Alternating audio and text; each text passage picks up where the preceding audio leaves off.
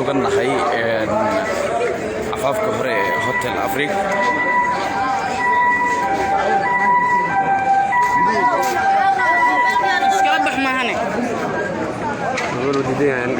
والله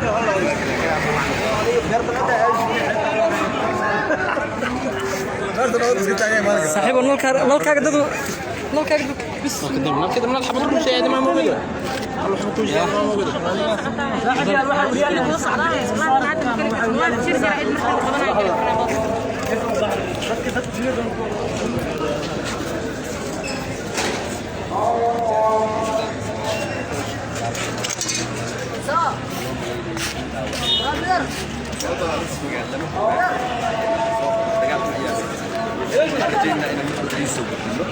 أكتر رسمي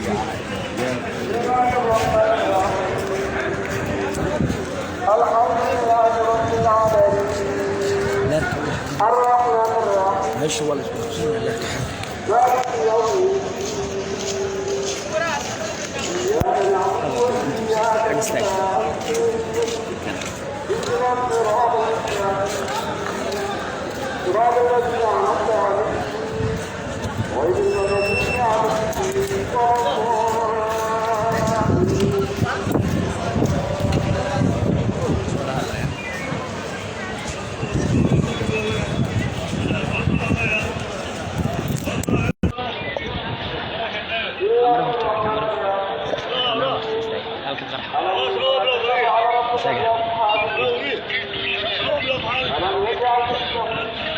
goobtan waa goobtii qaraxa uu ka dhacay gaar ahaan Hotel Afrique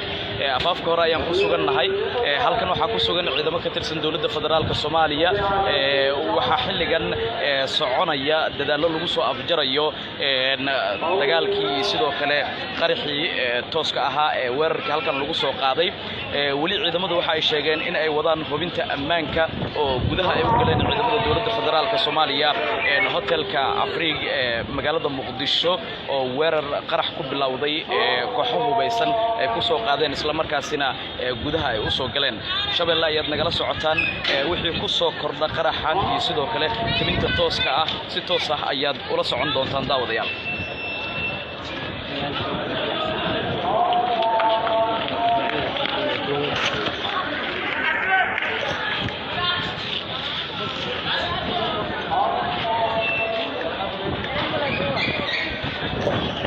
waayahay daawadayaal saacado kooban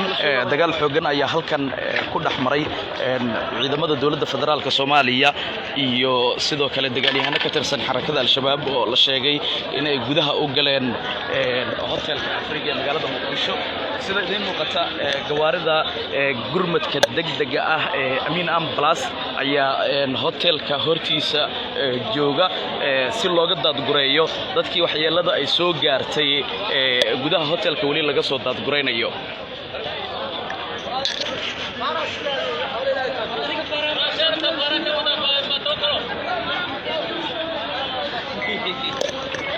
si toos ah ayaa daawadayaal live-ka ula socotaan Shabeelle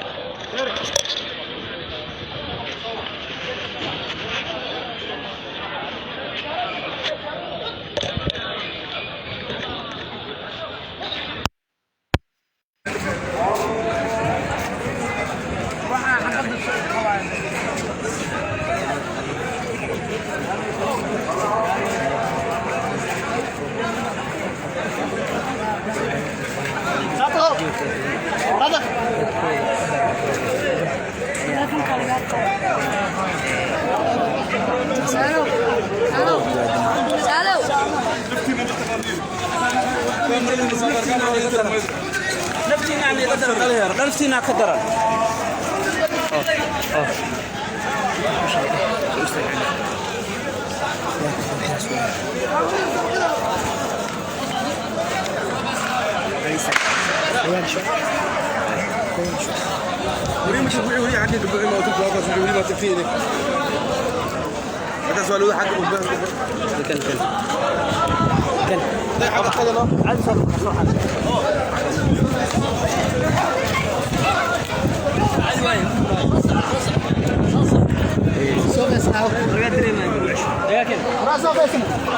هذه كل اسم لقى دريمة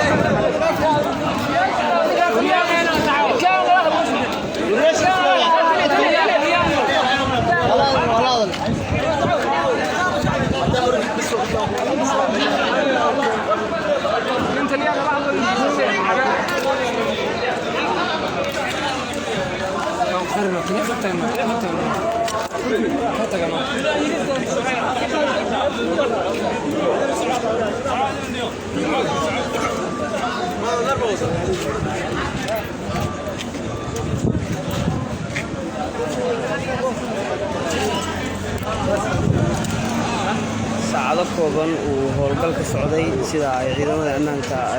sheegeen waa uu soo gabagaboobay laakiin sida ay ciidamada booliisku hadda sheegeen xaqiijinayaan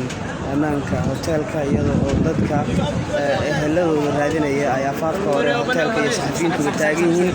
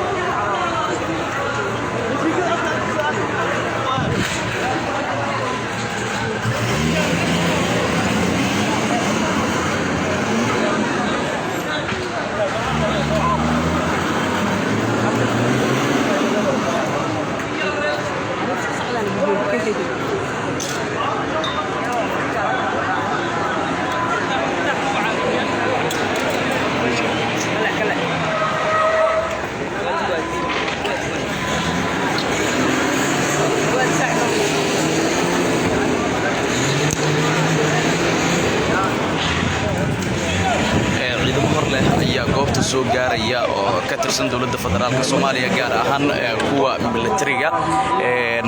wali waxa socota dadaalo lagu doonayo in hotelka weerarkiisa lagu soo afjaro wali dadaaladu waa ay socdaan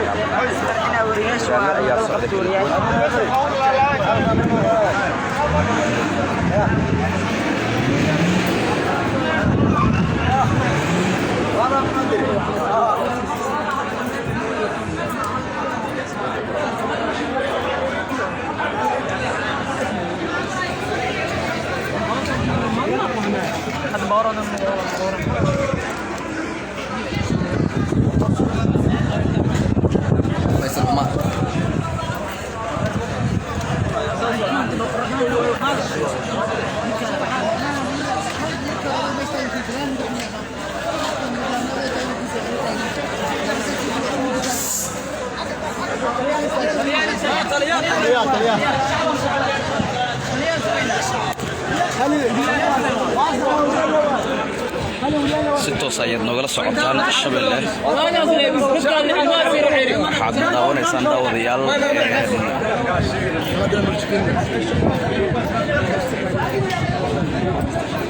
afaafka hore ee Hotel Afrique ayaan ku suganahay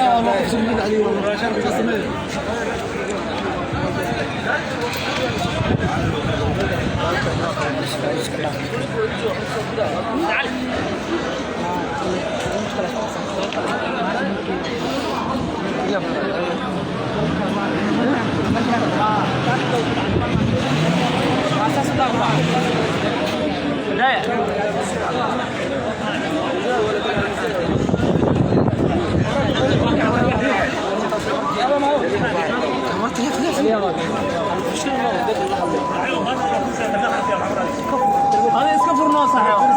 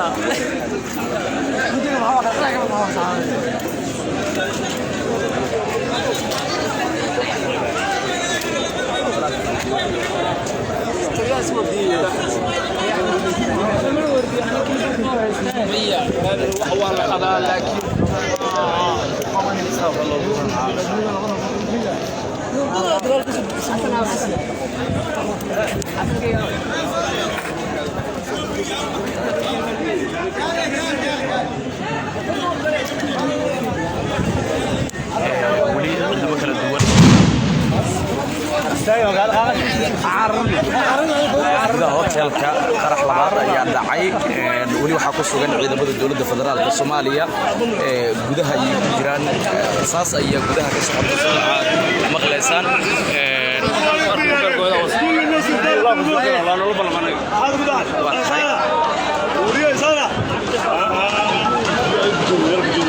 si toos ah ayaad u maqlaysaan daawadayaal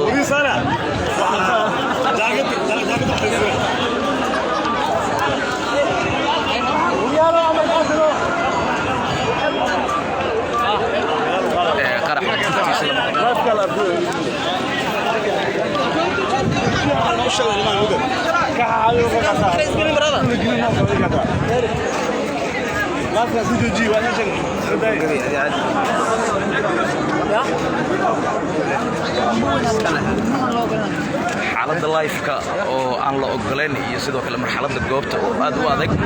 daawadayaasheena waxaan u ballan qaadaynaa inaan dib live ugu soo laaban doono sida u helaan xogta muhiimka ah ee halkan ka jirta